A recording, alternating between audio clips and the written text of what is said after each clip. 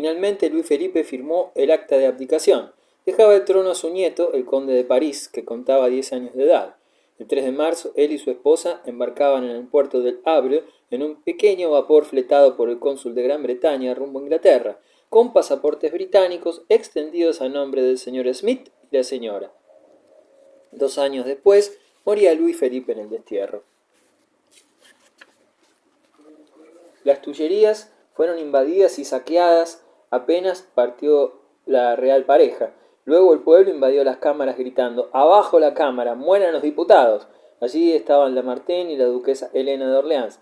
Este había presentado un proyecto por el cual sugería que se le confiriera la regencia durante la minoría de edad del conde de París, que no prosperó.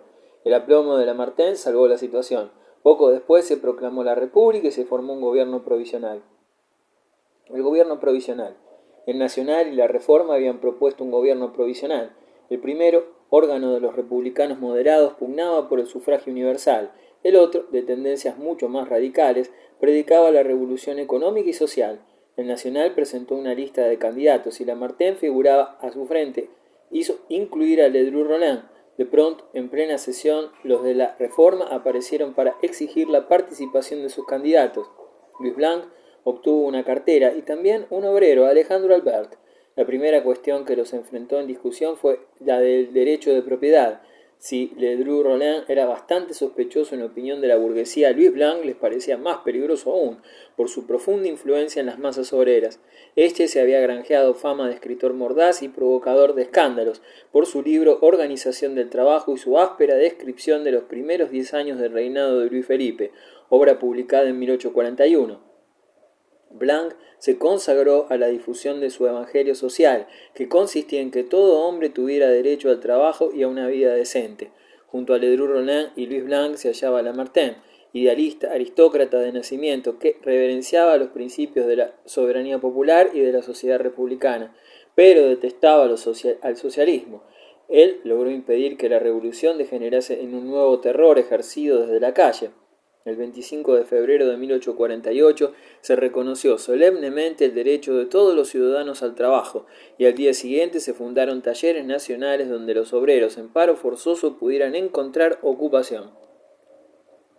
El 28 de febrero, otro decreto anunció el establecimiento de una Comisión Nacional del Trabajo, porque la revolución era obra del pueblo y en consecuencia debía aplicarse para el pueblo, a fin de terminar con las prolongadas e injustas vejaciones de los trabajadores. La comisión estaba dirigida por Louis Blanc y Alejandro Albert. Además de todo ello, se promulgó la absoluta libertad de prensa, el derecho a la libre asociación y, por último, acaso la más importante, el sufragio universal. Todos los franceses de sexo masculino mayores de 21 años podrían participar en las elecciones. Obreros y campesinos verificaban de este modo su ingreso a la vida política nacional. Anverso y reverso de la revolución. Aquel mismo día 28 de febrero en que los principios de la revolución social cristalizaban en la Comisión del Trabajo, la capital ofrecía un aspecto bastante sombrío y triste para determinadas personas. El pueblo hizo uso de sus derechos recientemente adquiridos, tal vez con excesivo entusiasmo. Pronto aparecieron innumerables periódicos y clubes políticos. La jornada laboral fue reducida a 9 horas en París y a 12 en las provincias. Francia cantaba himnos revolucionarios, organizaba manifestaciones y vivía en la mayor euforia. Pero un mes más tarde, la irisada pompa de jabón estallaba. La unidad política estaba rota. El entusiasmo había desaparecido y la luz de las estrellas cívicas extinguida. Lejos de vencer la crisis económica, la revolución la había agudizado. En muchas localidades las cajas fueron literalmente asaltadas por los ahorristas, que exigían la devolución de sus depósitos y trataban de cambiar su papel moneda por dinero en metálico. Incapaces de conseguir nuevos fondos, muchos bancos tuvieron que suspender los pagos.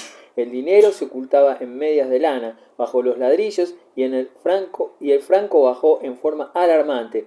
Hubo como consecuencia cierre de fábricas y paro obrero.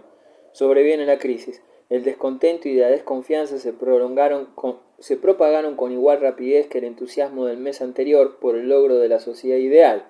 La actividad comercial se había relajado y decaído de tal forma que era cada vez más urgente para el gobierno la tarea de organizar los talleres nacionales de una manera eficaz, pero por una ironía del destino y como en un círculo vicioso, Al necesitar los talleres nacionales para combatir la crisis, precisamente la crisis era la causa de que la edificación de los talleres nacionales resultara casi imposible.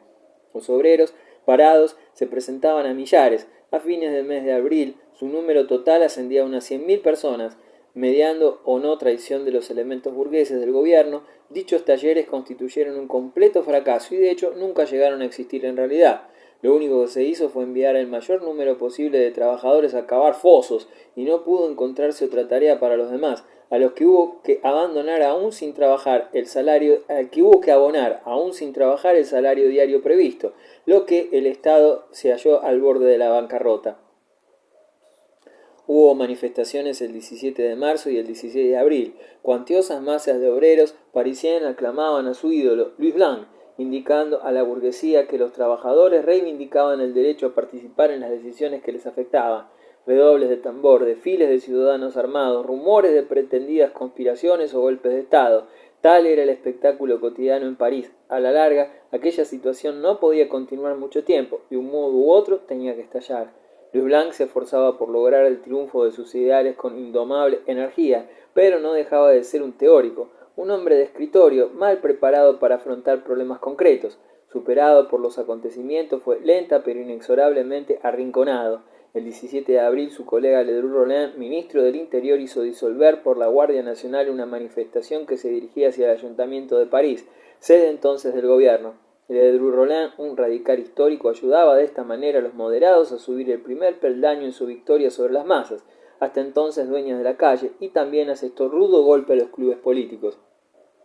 Las elecciones de abril demostraron sin lugar a dudas de dónde soplaba el viento. La formación de la Asamblea Constituyente se llevaba a cabo por vez primera mediante el sufragio universal. El 84% de los electores acudió a las urnas y el resultado fue elocuente: 500 diputados moderados y unos 200 monárquicos, y poco más de un centenar de republicanos radicales y socialistas. El resultado era una victoria de la burguesía a través de procedimientos democráticos. Se formó un nuevo gobierno compuesto de 5 miembros que tomó el nombre de Poder Ejecutivo y del que Lamartine y Ledru-Rollin formaron parte, pero del que se eliminó a Louis Blanc. Insurrección de mayo. La violencia estalló pronto. El 15 de mayo los electores parisienses lanzaban su réplica a las elecciones de abril.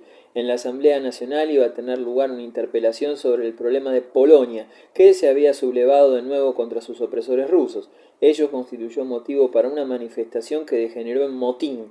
Procedente de los suburbios, la masa acudió al centro de París tomando por asalto el Palacio Borbón, sede de la Asamblea Nacional. Los obreros protestaron contra la exclusión sistemática de ciertas personas. Se referían a Louis Blanc y Alejandro Albert.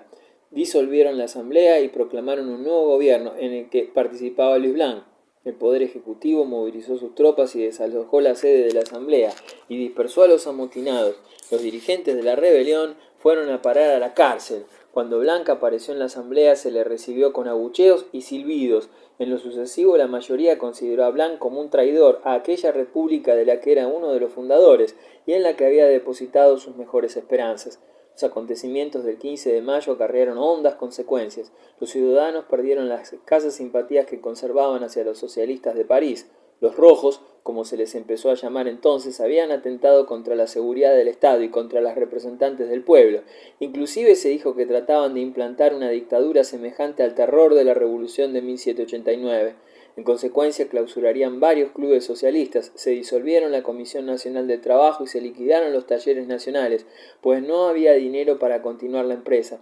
Pero existía otro factor. La burguesía se mostraba cada vez más inclinada a rechazar la solución básica de estos talleres, esto es, el derecho del ciudadano a recibir ayuda del Estado cuando no pudiera atender por sí mismo sus necesidades y proporcionarse sustento. Cavaignac y la insurrección de junio.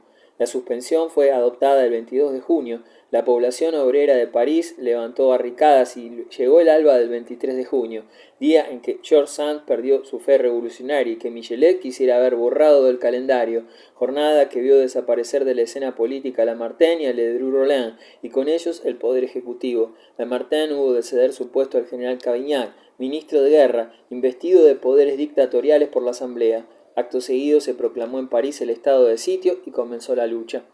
Los combates duraron 3 días.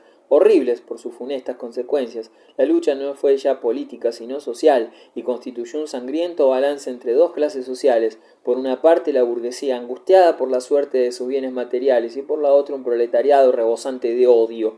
Cavaignac descubrió una nueva táctica para triunfar en los combates callejeros, rodeando las manzanas de las casas donde se refugiaba el adversario. Las hacía ocupar sistemáticamente casa por casa y de este modo desbordaba las barricadas, atacando a los defensores por retaguardia. Cavaignac cumplió con su deber, pero conservó hasta su muerte el ingrato apodo de «el carnicero». Después de la espantosa represión con encarcelamientos en masa, fusilamientos y deportaciones a las colonias, Cavaignac en noviembre hizo aceptar la nueva constitución de carácter republicano, que confería al Poder Legislativo una Asamblea Nacional, elegida por 3 años por sufragio universal, y confiaba el Poder Ejecutivo a un presidente nombrado por 4 años. Realizadas las elecciones el 10 de diciembre para elegir presidente, resultó triunfante el príncipe Luis Napoleón Bonaparte, sobrino del emperador Napoleón I. Incubación liberal nacionalista. En los dominios germánicos. Alemania en 1848. Desde el Congreso de Viena, la llamada Santa Alianza había tratado en vano de implantar un sucedáneo del antiguo régimen absolutista. En 1813 la burguesía francesa había derribado los Borbones y proclamado un rey burgués, Luis Felipe. En el resto de Europa el liberalismo se fue cristalizando lentamente. Apenas en la península ibérica, por carecer de una auténtica burguesía, en Inglaterra la revolución industrial siguió su evolución. Grecia, Bélgica y los países hispanoamericanos lograron su independencia y Polonia y Hungría fueron subyugados por sus vecinos imperios rectores. Italia y Alemania se esforzaron en lograr durante el siglo XIX su unidad nacional, que conseguirían en 1870. La aparición de nuevas ideas de carácter socialista había promovido en Francia otra revolución, la de 1848, pero dicha revolución, que estableció una segunda república sumamente efímera, había de desembocar en el no demasiado segundo imperio, el de Napoleón III. En 1848 los europeos liberales creyeron que se iniciaba una primavera de los pueblos. La génesis y desarrollo de los acontecimientos adquirieron en algunos países un carácter muy complejo, particularmente en Alemania. La mayoría de los alemanes estaban hartos del género de vida que se implantara después de su gran guerra de liberación. En Prusia, sobre todo, existía el sentimiento de que el gobierno había escamoteado a sus súbditos la legítima recompensa que merecía su bravura.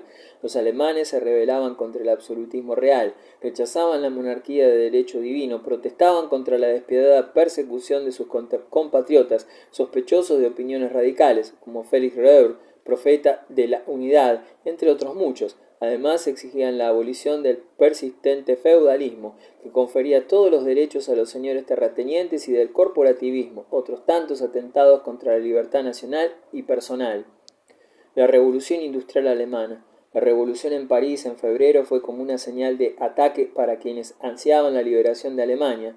La caída de Luis Felipe, considerado en Europa como el más liberal de los monarcas, causó gran impresión al otro lado del Rin, lo que no impedía que el movimiento de liberación se hubiese preparado en Alemania, al menos ideológicamente. Alemania esperaba el momento para lanzarse a la lucha, llena de esperanzas.